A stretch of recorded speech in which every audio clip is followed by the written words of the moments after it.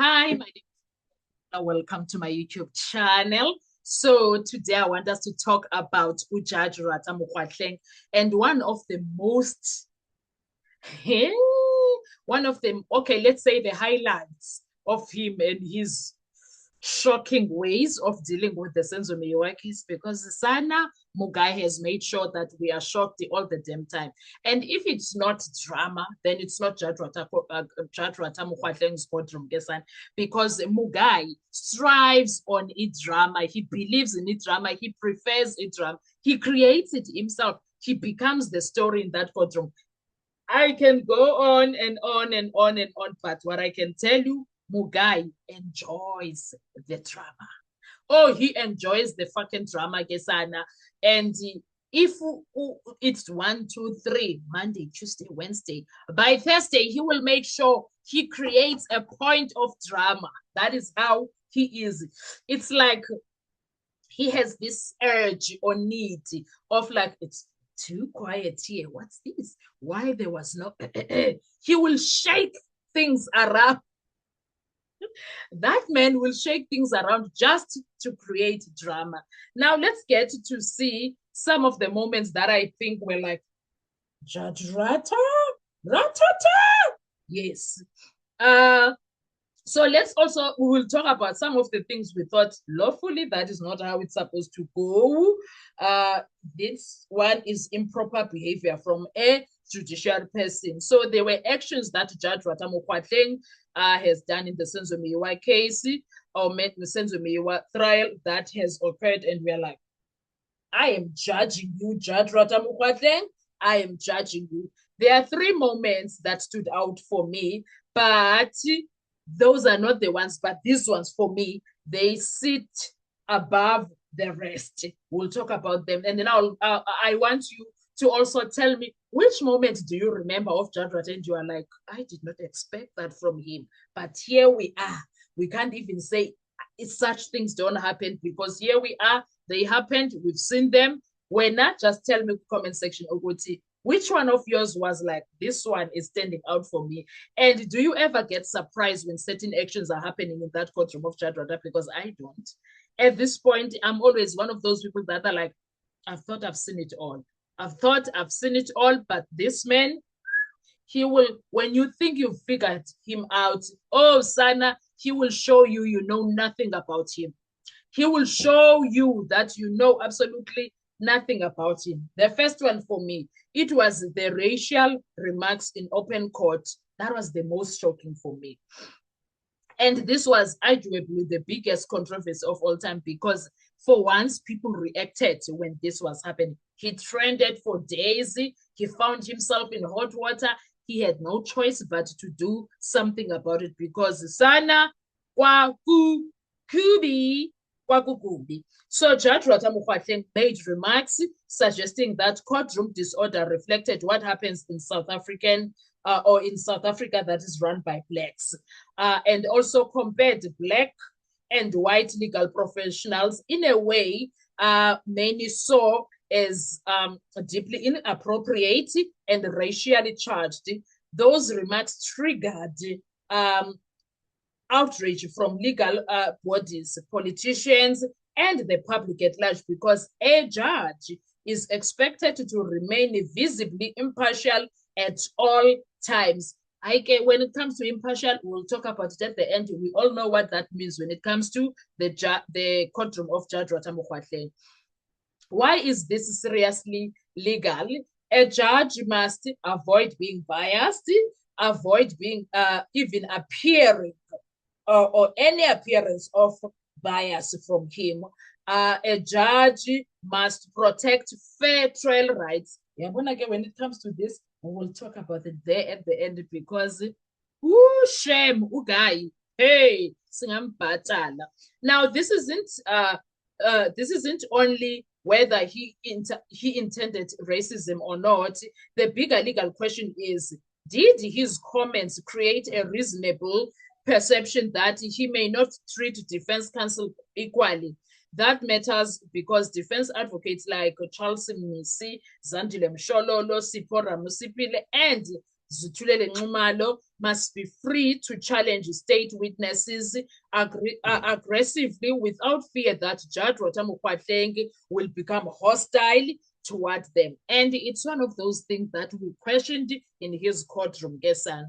A defense team could argue judicial bias, intimidation of counsel, compromise fairness. Also, these three, just like the other three on top, are also some of the things that you are like, when it comes to his ways of handling situations in that courtroom, you are like,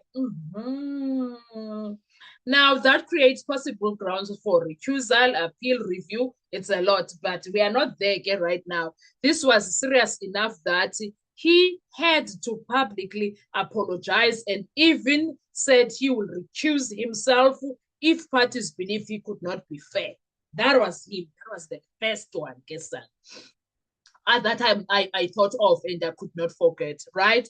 The second one is him frequent hostile interruptions of defense counsel. Oh, this one he does without fail, Gesana. This is the second major issue for me. Judge Tamukwateng repeatedly clashed with defense counsel during cross-examination, especially with Charles Mnisi, the late Thulani Mngomezulu, and Zandile Mshololo. The concern is not merely that he is strict.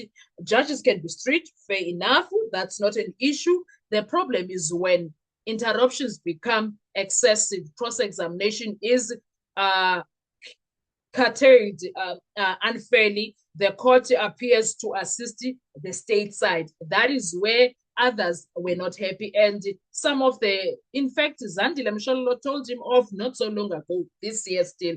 Mnisi tried to also many times, but in a very respectful way to tell him, Mngomezulu and Mshololo, they did not hide it. They just put it as it is. I remember Mngomezulu said, you are colluding with the state.